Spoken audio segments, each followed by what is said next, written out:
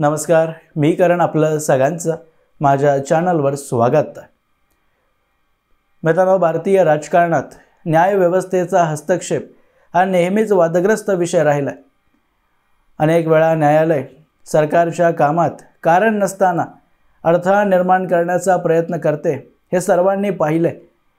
विशेष करून 2014 नंतर याचं प्रमाण खूप वाढलं आहे, कारण काही न्यायाधीशांना अजूनही आपण गठबंधन सरकारच्या काळात असल्यासारखं वाटतंय, जिथे ते स्वतःला संविधानाचे आणि मायनॉरिटीचे, त्यातही फक्त मुसलमानांचेच रक्षक समजतात। पण बहुसंख्यक हिंदूंविषयी मुद्दा समोर आला की त्याला फेटाळून तर लावतातच, पण सोबत हिंदू धर्माविषयी अभद्र टिप्पणीसुद्धा करतात। मध्यंतरी VR गवईंनी श्रीहरी विष्णूंबद्दल केलेलं वक्तव्य तुम्ही सर्वांनी ऐकलं। त्यानंतर सर्वोच्च न्यायालयाचे वकील राकेश किशोर यांनी गवईंवर बूट फेकून विरोध प्रदर्शन केलं, तेव्हा या मुद्द्यावर आपण खूप चर्चा केली आहे। तमिळनाडू सरकारच्या प्रकरणात तर सर्वोच्च न्यायालयाने खरोखरच आपल्या सर्व मर्यादा ओलांडल्या।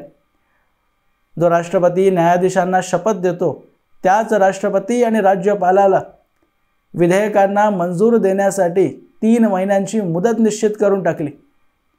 आणि ही नरेंद्र मोदींसाठी न्यायपालिकेला त्यांची जागा आठवण करून देण्याची योग्य संधी होती, ज्याचा त्यांनी पुरेपूर उपयोग केला।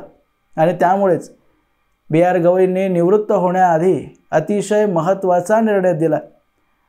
तो निर्णय काय आहे, तो का इतका महत्त्वाचा आहे, आणि या निर्णयाने मोदींनी न्यायपालिकेची ताकद कशी सीमित केली आहे, हे समजून घेण्यासाठी सर्वात आधी स्टालिन आणि राज्यपाल रवी यांच्यातला वाद जाणून घेणं आवश्यक आहे। या वादाची मुळं 1986 पर्यंत जातात, जेव्हा राष्ट्रपती ज्ञानी झैल सिंग यांनी तत्कालीन पंतप्रधान राजीव गांधी यांच्या सरकारविरुद्ध एका विधेयकावर मंजुरी रोखली होती। त्या काळात राजीव गांधींच्या सरकारने Indian post office amendment bill 1986 सादर केलं होतं। या विधेयकाने सरकार कोणाचंही पत्र त्या व्यक्तीला न विचारता उघडून वाचू शकणार होते, आणि सरकारच्या विरोधात एकही शब्द लिहिलेला असेल तर त्या व्यक्तीला अटक करण्याची परवानगीसुद्धा हे विधेयक सरकारला देत होतं।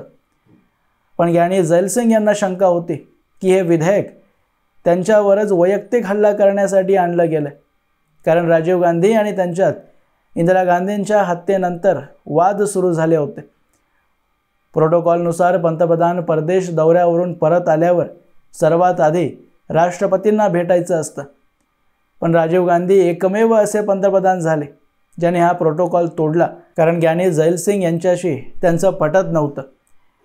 त्यामुळे राष्ट्रपतींनाही भीती होती की या नव्या विधेयकाचा वापर राजकीय पत्रव्यवहारावर नजर ठेवण्यासाठी केला जाईल। पण एक राष्ट्रपती म्हणून त्यांना घटनेच्या कलम 201 अंतर्गत फक्त 2च पर्याय उपलब्ध होते, एकतर विधेयकाला मंजुरी देणं किंवा सुधारणेसाठी त्याला परत पाठवणं। पण ज्ञानी झैल सिंग यांनी यातला एक लूप होल शोधला। संविधान राज्यपाल आणि राष्ट्रपतींना विधेयकावर सही करण्यासाठी कोणतीही वेळेची मर्यादा घालत नाही, त्यामुळे किती काळ विधेयक राष्ट्रपतींना आपल्याकडेच ठेवता येईल यावर काहीच बंधन नाही आहे। आणि हाच पॉकेट व्हीटो ज्ञानी झैल सिंग यांनी वापरला। राष्ट्रपती त्या बिलवर इतकी वर्ष बसले की पुढच्या सरकारांनाही ते प्रलंबित आहे याची आठवण राहिली नाही। शेवटी वाजपेयी सरकारने 1986चं ते विधेयक 2002 मध्ये राष्ट्रपतींकडून मागे घेतलं, आणि हाच पॉकेट व्हीटो RN रवी यांनी तमिळनाडूत वापरला। 2023 मध्ये स्टालिन सरकारने 10 विधेयकं तमिळनाडू विधानसभेत पास करून राज्यपाल RN रवी यांच्या सहीसाठी पाठवली।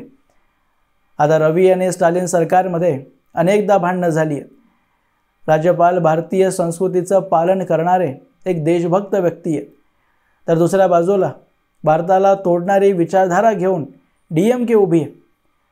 राज्यपालांनी अनेकदा स्टालिन यांना राज्यविरोधी विधेयकांबद्दल सावध केलं आहे, पण संविधानानुसार जर राज्यपालांनी एकदा सही न करता सुधारणेसाठी बिल परत पाठवलं आणि विधानसभेने तोच बिल एक शब्द न बदलता पुन्हा पाठवला, तर राज्यपालांना त्यावर सही करावीच लागते।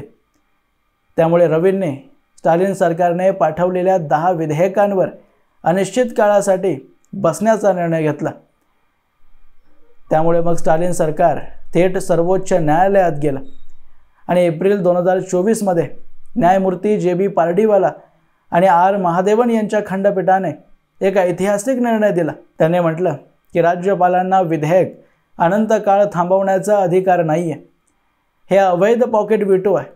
कलम 200 अंतर्गत फक्त 3च पर्याय राज्यपालांकडे आहेत: विधेयकाला मंजुरी देणं, त्याला परत पाठवणं किंवा राष्ट्रपतींकडे राखीव ठेवणं।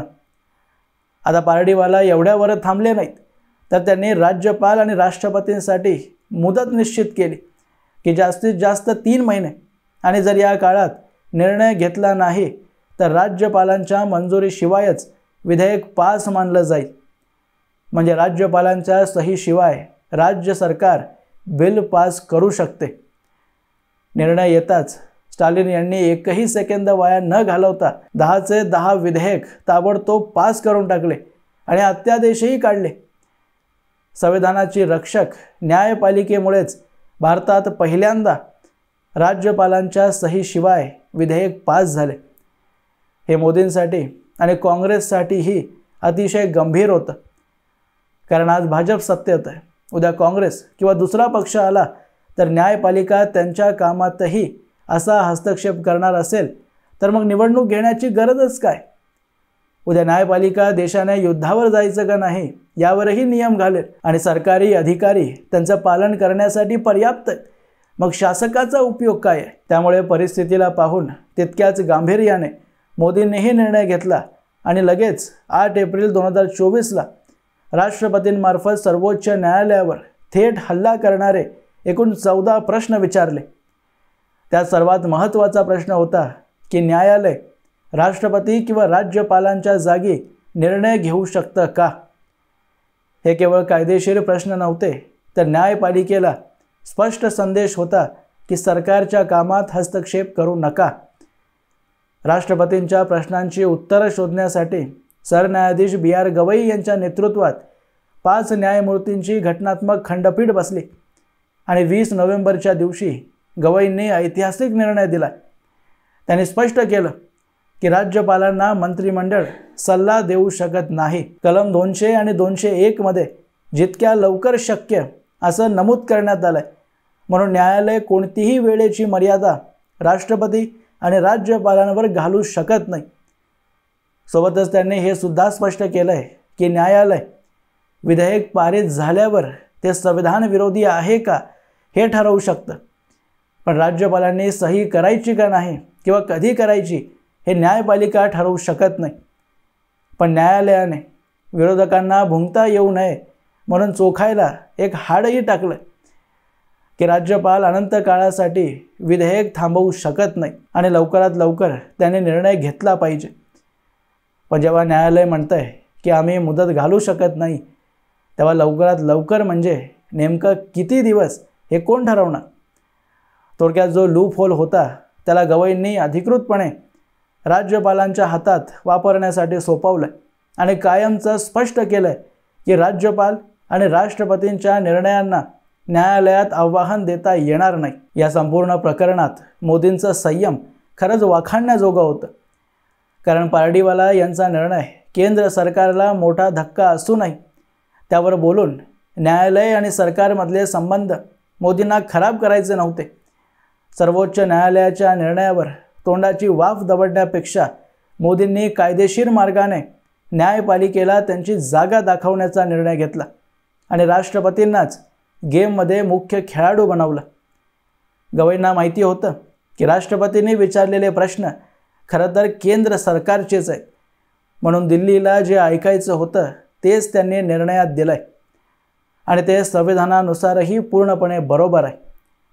राष्ट्रपतींना न्यायपालिका किंवा कोणतीही सरकारी यंत्रणा आदेश देऊ शकत नाही।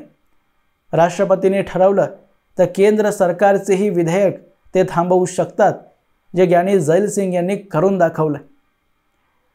असो मित्रांनो, याबद्दलची तुमची मतं तुम्ही मला कमेंट बॉक्समध्ये अवश्य लिहून कळवू शकता आणि अशाच माहितीपूर्ण व्हिडिओज पाहण्यासाठी माझ्या चॅनलला सबस्क्राईब जरूर करा।